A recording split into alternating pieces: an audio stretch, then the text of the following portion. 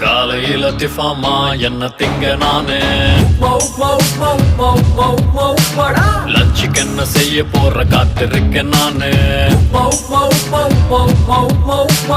ஆசையத்தான் அடக்கி வச்ச பிரியாணிய போடு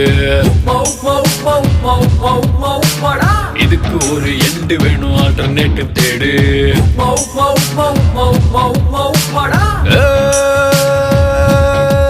நாக்கு டெஸ்ட்ல சாகி போச்சு விட்ட விட்டு ஓடியாச்சு ஹோட்டலுக்கு போக போறேன்னா